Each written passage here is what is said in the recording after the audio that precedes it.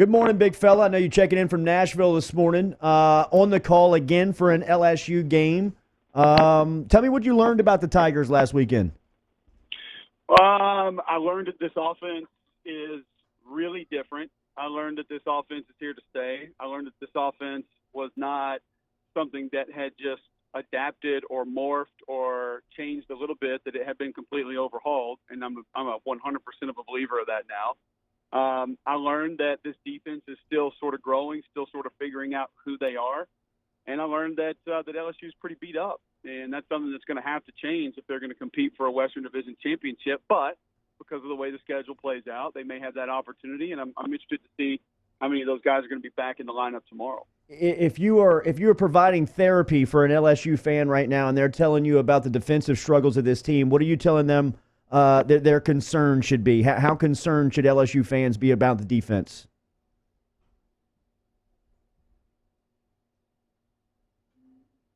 That's bad. It's not good. He can't even think of anything to say. He's lost the words to describe how bad it could be. We're in trouble. Todd Harris out. Yeah. Carry. Yeah, I don't know what to say. The secondary's garbage. Cole, you're scaring everybody. You're not talking when asked a question about LSU's defense. Is it that bad? Is it not that bad? Okay, he said it's not that bad. Obviously, the highfalutin folks here in Franklin, Tennessee, don't have cell phone towers that work.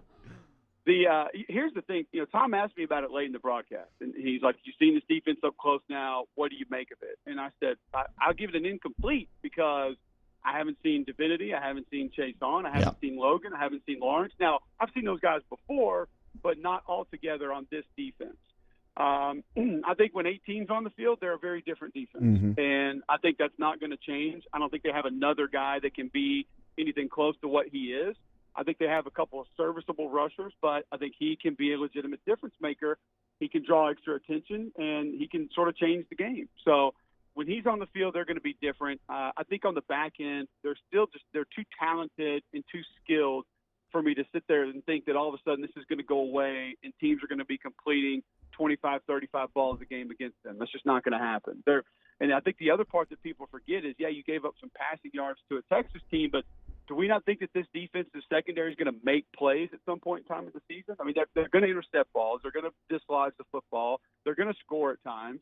So there are legitimate playmakers on that side of the ball as well that haven't made those plays yet. Those are coming. So, and then again, let's think about this. If you're beat up along the front seven, that's a problem. I agree. I get that. But how many teams in the SEC are playing ground and pound right now? That's true. Yeah. Mississippi State's not running the ball the way that we thought they were going to. I mean, Auburn looked great against Kent State, but we're about to find out if they can really run the ball this weekend. I'm not a believer that they can consistently just yet.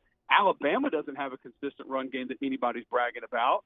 I mean, Arkansas's got Rakeem Boyd, but that's about all that they can throw at you that's going to scare you from an offensive perspective. And, Scotty Phillips is a nice back at Ole Miss, but that offensive line is young and still growing. So I don't see another team on the schedule that just scares you from an offensive line, running back, tight end, fullback perspective that, we're beat up along the front seven. They're going to be able to take advantage of that. Yeah, not on the LSU schedule. The team in the SEC that I would maybe point to would be Georgia, obviously. It looks like that's what they want to do. Cole, you had a pretty fascinating stat about this Notre Dame defense. It was about, what was it, explosive run plays given up. I saw you tweet out. 19 run plays of 10 yards or more they've allowed this season. Only 13 teams in all of college football have allowed more. All 13 of those teams have played 3 games. Notre Dame's played 2 games. Georgia is 5th in the country in runs of 10 yards or more this year. They have 26 already this year through 3 games. So I think the explosive plays are going to come through handoffs for this Georgia offense against Notre Dame. I think they have a big day on the ground. They don't even have to lean on Jake Fromm and that young group of receivers like George Pickens very much. Here's the thing about the Notre Dame defense. They're solid at defensive end. Oguinye is a really good player, but they don't have a lot of bulk inside, and their linebackers are a little stiff, not very fluid, not very athletic. So I think the dangerous part for Notre Dame are going to be the perimeter runs with cutbacks, because that's where I think guys like Swift and guys like Brian Herrien are going to be able to have big days. Talking to Cole Cubelic. Catch him on the SEC Network. Really, you just catch him everywhere. Does a radio show on W Jocks. He's incredible. Nobody breaks down line play like Cole does. So it sounds like you like Georgia in that Notre Dame matchup. What about Auburn, man? 3:30 Auburn versus Texas A&M. A huge SEC West separation point game. There are so many intriguing matchups in this game. I actually picked A&M to win the game. I think when you really boil it all down, I'll take the veteran quarterback at home against the true freshman quarterback in the most intimidating environment that he's ever been in his life.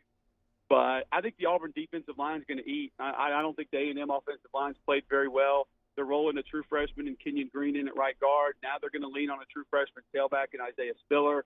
I mean, that tells me that the Auburn D-line could have a massive day.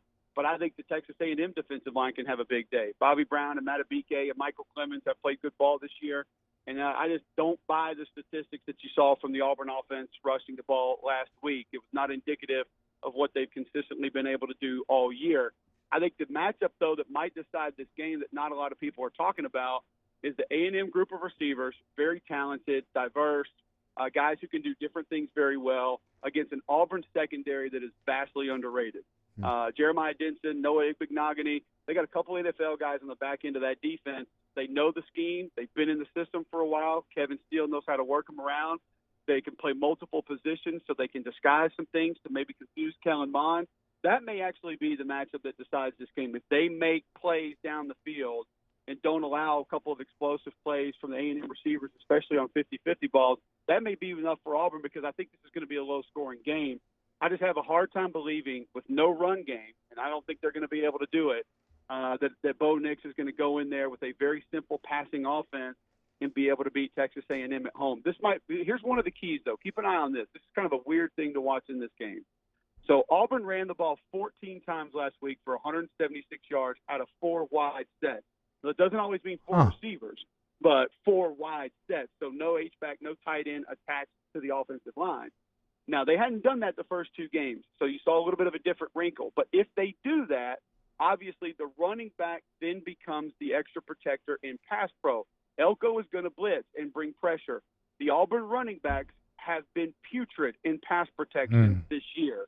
Watch those guys in pass pro, and if they continue to whiff and miss and get run over, then Bo Nix could have a rough day when he drops back. Man, I mean, does anybody break it down better than Cole does right there? Talking to Cole Cubelic. I'm always fascinated by your ability to jump around the conference, so we'll keep on hopping around. I went on with you and Childers earlier this week. That's my guy. And we talked about Kyle Trask in Florida, and me and Chris were kind of a little tongue-in-cheek, but also a little serious. Like, are we more worried about Florida now with Trask? What do you expect to learn about Trask and the Gators against Tennessee this weekend? I think it's fair to say, because you guys just went out and said, Florida's better with Kyle Trask. And I'm not ready to go there just yet. I think it would be fair to say Florida is, if you believe that they're going to be better with him, but I don't think it can happen this week. Number one, they're not going to have a run game to lean on. They're just not. Do not be mistaken with Josh Hammond's 76-yard reverse at the end of that Kentucky game and go look at the box score and think that Florida ran the ball. When you subtract that run, they ran the ball about 25 times for 63 yards. That ain't going to cut it in this league. So I don't know if he's going to be able to be a consistent guy in the pocket because I don't know if they're going to be able to protect him. He does have good weapons, and Dan knows how to make things happen quickly and get the ball out of his quarterback's hands. The difference in this game is going to be Florida's defensive line. Tennessee's not going to be able to block them. Grenard, and if Zuniga's back, I thought Adam Schuer had a good game inside last week for that Florida D-line. The Tennessee offensive line is just not going to be able to protect. That's the bottom line. So I think Florida wins this game defensively and probably with a very simple game plan to help protect Trask in his first start. I really thought you were more recognizable in this part of the country than Urlacher was. So let me apologize for the city last week in mistaking you in the steakhouse of Brian Urlacher. Wait, what? I missed the story. He was in a local steakhouse last week, and somebody asked to take a picture where they thought it was Brian Urlacher. That's discrimination against bald people. Okay, not all beautiful bald people look the same, Cole. I apologize. I think Moscona's a linebacker. Well, and the best part about the whole story is, number one, we didn't tell them at dinner. You just let it ride. We left with them thinking I was Brian Urlacher. And the second best part of the story is Brian Urlacher now has hair. Oh, yeah, that's right. I forgot he randomly got hair after he got done playing somehow. Yeah, the Gordy surgery. Yeah. When you combine those two things, it's absolutely the Our icing on fault, the cake bro. story. Our fault. It's you can bunk with us, and we'll go to a local steakhouse and make sure that they know you when you get back down here. You're calling LSU back-to-back weekends. Tell me what last weekend to this weekend what you're hoping to see from the Tigers. I'm hoping to see some of those guys back in the front seven. I want to see Divinity line up at linebacker, and then if they need him as a pass rusher, if he can be the guy opposite of Caleb Vaughn, I want to see Caleb Vaughn in the lineup. Because you're going to get a lot of gun and a lot of straight dropbacks where he's going to have the opportunity to attack the quarterback. I want to see what he looks like off the edge. I mean, obviously, I liked what I saw against Texas, but you want to see it on a consistent basis. Logan and Lawrence don't know exactly what their status is going to be just yet, how many snaps they're going to get. I don't expect Logan to go, but I'd like to see Lawrence back inside playing. And then, again, just continuing to see this offense go. I don't even think it needs to grow or develop that much. I mean, I think they kind of know who they are right now. So it's wild. It's about rhythm and comfort. Sadiq Charles is going to be back at left tackle. I mean, you know how I feel about the offensive line, T-Bob. I think they have a weakness or two, one of which could be shored up here in a week or two when you get a big body back. But Charles needs to be the guy at left tackle. He needs to be in there for continuity if they're going to compete for the West. Hey, so Cole, just a little, because you're kind of alluding to Ed Ingram there. We had Garrett Brumfield in studio yesterday, and he said he's been working out with Ingram, and that Ingram looks damn good right now. And so the feeling that Brumfield gave us is that Ingram will be ready to hit the ground running when he gets back. My understanding is that when he's able to go, he'll be ready to go. Yeah. So, we'll believe it when I see it. Alabama fans told me the next Lawrence Taylor was going to be playing for them at outside linebacker this year, and I hadn't seen that yet either. So, Tell those Gumps we're coming. 11 a.m. Saturday morning. Cole Cubelic, Tom Hart, Jordan Rogers will be on the call. Squad. Thanks, man. We'll talk to you next Friday. Thanks, fellas. Thanks so much, Cole. Edward Jones and Tex Morris bringing you that conversation each week on OTB. We'll close it out next.